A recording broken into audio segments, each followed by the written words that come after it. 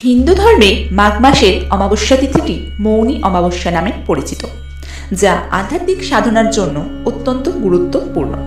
2026 সালে এই বিশেষ তিথিটি পড়েছে 18 জানুয়ারি রবিবার।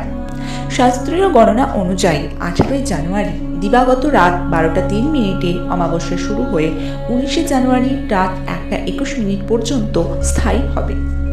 এই দিনটি কেবল একটি তিথি নয় বন্ধুরা, বরং আত্মশুদ্ধি, সংযম এবং পরমেশ্বরের সান্নিধ্য লাভের এক মহেন্দ্রক্ষণ।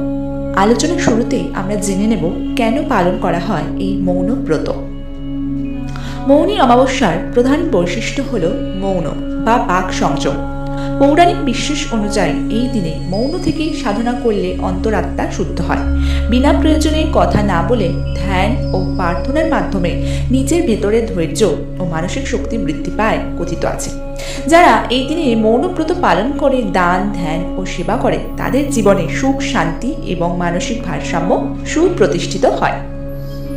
মাঘ মাসের এই তিথিতে সূর্য ও চন্দ্রের অবস্থান নতুন শুরুর জন্য অত্যন্ত অনুকূল থাকে। এই সময়ে চন্দ্র অন্ধকারাচ্ছন্ন থাকলেও তা মানসিক উন্নতির পথ প্রশস্ত করে। মৌন সাধনের ফলে চিত্তের অস্থিরতা দূর হয় এবং সিদ্ধান্ত নেওয়ার ক্ষমতা বৃদ্ধি পায়। এটি জীবনে স্থায়িত্ব আনার একটি মোক্ষম সময়।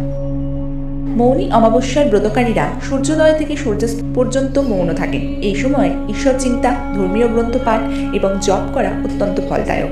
দিনের বেলা সাধ্যমতো অভাবী মানুষকে অন্ন বা বস্ত্র দান করা অত্যন্ত শুভ বলে মনে করা হয়। উপবাস পালনের মাধ্যমে শরীর ও মনের বিষাক্ত প্রভাব বা নেতিবাচকতা দূর হয়। গুরুত্বপূর্ণ এই তিথিতে পালনীয় আচরণ ও আহার বিধি আছে। মনে করা হয় সেগুলি পালন করলে সংসারে সুখ, শান্তি ও সমৃদ্ধি বজায় থাকে। যদি পালন করা না হয় তাহলে রোগ ব্যাধিতে ছাড়খাড় হতে পারে সংসার। মূলত ঋতু পরিবর্তন ও অসুস্থতার কথা মাথায় রেখে এই বিধি তৈরি হয়। আয়ুর্বেদ ও কবিরাজি শাস্ত্রে ক্রমশ তাতে মিশে যায় জ্যোতিষ অনুষঙ্গ।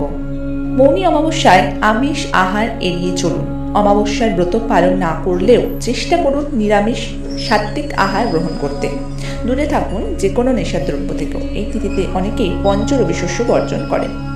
এই তিথিতে পায়েস রান্না করলে তাতে চিনির বদলে গুড় দিন, আর বাসি আহার খাবেন না। এছাড়াও কিছু সবজি থেকে দূরে থাকুন এই মৌনী অমাবস্যা তিথিতে। গাজর ও বিট এই দুই সবজি উপকারী হলেও মৌনী অমাবস্যা তিথিতে গ্রহণ করবেন না। এই তিথিতে ফুলকপি ও বাঁধাকপির মতো সবজিও খাওয়া উচিত নয়। করলা, কাঁচকলা, ঝিঙে, চিচিঙ্গে, পটল, শিম, বরবটি, ওল এবং কুমড়ো এই রকমের চেনা সবজি অমাবস্যা তিথিতে গ্রহণ করতে বলা হয়। আজকের মতন ভিডিওটা এখানেই শেষ করছি। ভালো লাগলে অবশ্যই like, comment, share and subscribe করতে ভুলবেন না।